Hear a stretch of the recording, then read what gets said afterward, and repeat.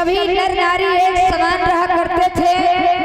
किसी प्रकार की कोई छुआछूत, किसी प्रकार का कोई भेदभाव, किसी प्रकार की कोई जाति पाति नहीं थी। सभी लोग इस भारत देश में एक समान रहा करते थे। आपस में बड़ा ही प्रेम था, आपस में भाईचारा बना करके लोग रहते थे। लेकिन मेरी माताओं बहनों भाइयों,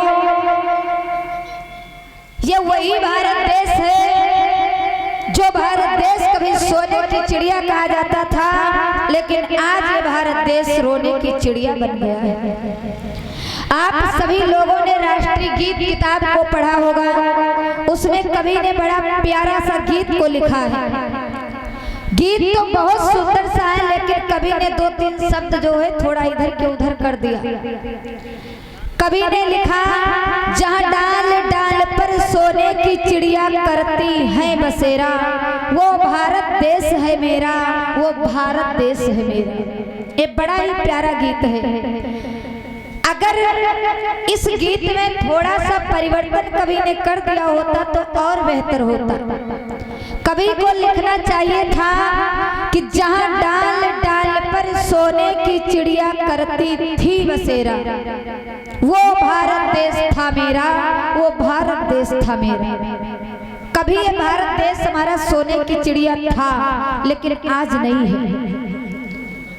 आज तो हमारे और आपके बीच में नाना प्रकार की जातियां बट गई। हमको और आपको जातियों में बांट दिया गया।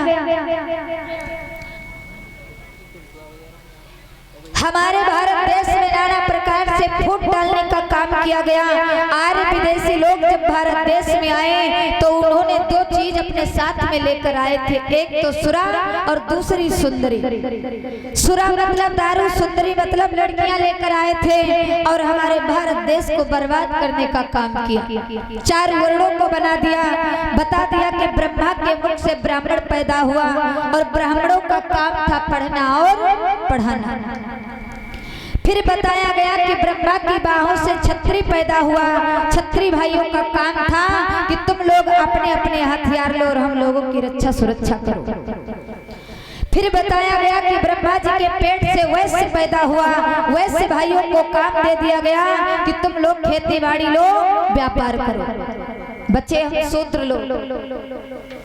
हम लोगों को बता दिया कि ये नीच हैं, अछूत हैं, शूद्र हैं, इसलिए ब्रह्मा जी के पैरों से पैदा हुए और हम लोगों को काम दे दिया गया गुलामी का।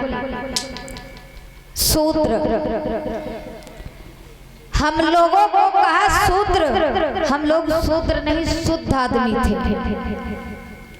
हमारे और आपके जितने पूर्वज थे बड़े शुद्ध थे। अपनी बात को जो कहते थे वो करते थे, भले ही सारा राज्य पाट धन दौलत चला जाए, उसकी टेंशन नहीं थी। और यहाँ पर लोग शूद्र शूद्र चिल्लाते हैं, लेकिन शूद्र का मतलब नहीं जानते। शूद्र यानी 4 वर्ण हैं, एक तो ब्राह्मण, दूसरा क्षत्रि, तीसरा वैश्य, चौथा शूद्र। ब्राह्मण को हटा दो, क्षत्रिय को हटा दो, वैश्य को हटा दो, बाकी जितनी जातियां हैं, चमार, पासी, लोधी, अहिर, गडरिया, तेली, तमोली, जितनी जातियां हैं, सारी जातियां चौथे वर्ण में आती। हम नहीं कह रहे हैं, बड़े बड़े विद्वान कह रहे हैं, इतिहासों में लिखा मिलता, प्रमाण मिलता। मेरी माताओं बहनों भाइयों, आज की जो पावनमयी चर्चा सुनेंगे ललई सिंह यादव की, बड़ी ही पावनमयी चर्चा है। इन्होंने किस प्रकार से इस समाज को जगाने का काम किया और इस समाज को सांसों को जिंदगी जीने के लिए किस प्रकार से इस समाज के लिए ललई सिंह यादव ने संघर्ष किया। ऐसा नहीं है कि ये भारत देश सिर्फ जातियों की वजह से बर्बाद हुआ, सिर्फ छुआछूत की वजह से बर्बाद हुआ, क्योंकि छुआछूत भेदभाव से बढ़ करके कुछ लोगों ने हमारे भारत देश को बर्बाद करने का काम किया। लिखा है किसी कवि ने, गौर करना। कभी हमारे भारत देश में बौद्ध के अलावा किसी और को कोई व्यक्ति मानता नहीं था, लेकिन भगवान बुद्ध के धम्म को लोगों ने जला दिया, मिटा दिया। भगवान बुद्ध के नाम को भारत देश से मिटाया गया। लेकिन फिर भी जब डॉक्टर भीमराव अंबेडकर इस पावन भूमि पर आए, डॉक्टर भीमराव अंबेडकर देश विदेश से पढ़ करके जब फिर से भारत देश को वापस आए, तो बाबा साहब ने बौद्ध धम्म लिखने का काम किया और इस भारत देश में कोने कोने पर बौद्ध के हर एक बात को पहुंचाने का काम किया। किसी कवि ने प्यारा भाव दिया है, गौर करना।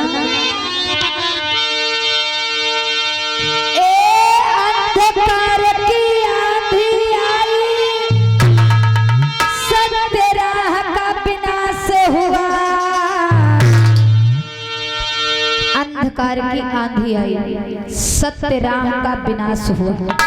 लोग ज्ञान के मार्ग पर चलने का प्रयास नहीं करते हैं, सत्य के मार्ग पर चलने का प्रयास नहीं करते हैं, और अगर कोई गलत रास्ता बता दे तो लोग बड़ा पसंद करते हैं।